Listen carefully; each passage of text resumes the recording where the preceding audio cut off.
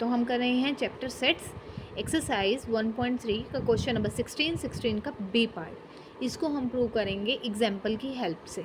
दोनों के दोनों रिजल्ट यानी कि बोथ साइडेड एरो आपको इसमें वेरीफाई करनी है, वो हम दोनों के दोनों ही एक एग्जाम्पल के थ्रू प्रूव करेंगे। ठीक है, फिर भी आपको कोई प्रॉब्लम होती है तो आप कमेंट बॉक्स में डाल सकते हैं कि इस स्टेप में हमें प्रॉब्लम है।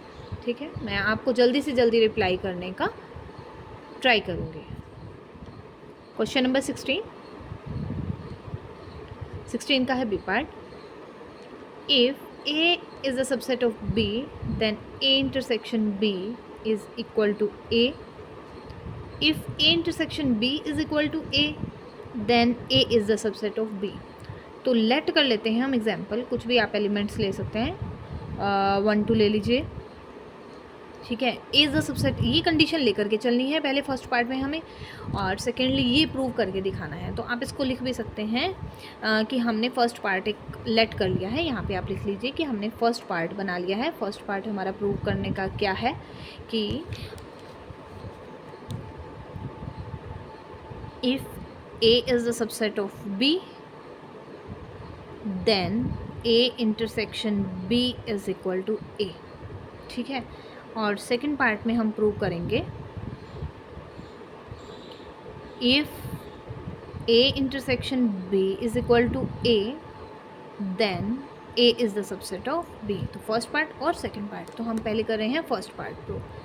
फर्स्ट आप कर रहे हैं पार्ट, तो लेट कर लेते हैं एग्जाम्पल में 1 2 हमने एक ए सेट ले लिया।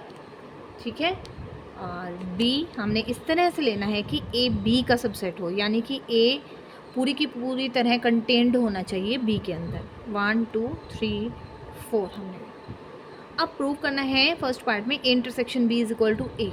ठीक है, ए इंटरसेक्शन बी हमें निकाल के दिखाना है। A intersection B common element निकालें तो ये आ जाते हैं 1 2 है क्या आपका ए, तो हमारा फर्स्ट पार्ट तो इजीली प्रूव हो गया। ठीक है, फर्स्ट पार्ट हमारा कंप्लीट हुआ। अब हम करते हैं सेकंड पार्ट। सेकंड पार्ट को कैसे प्रूव करेंगे, जो गिवन है। अब गिवन क्या है, आपको बिल्कुल इसका वाइस वर्सा है कि if A intersection B is equal to A, आपको गिवन है A intersection B is equal to A. यही हम एक एग्जांपल लेकर के चल लेते हैं। Intersection B, A intersection B आपका यहाँ से आया है 1 2। ठीक है, 1 2 है किसके इक्वल, ए के इक्वल। प्रूव करना है A is the subset of B.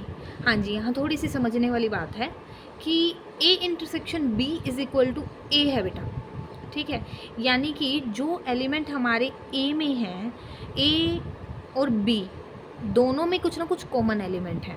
ठीक है, और वो जो कॉमन एलिमेंट आ रहे हैं वो हमारे ए सेट के इक्वल ही है, यानी कि ए पूरी तरह कंटेन्ड हो रहा है बी के अंदर।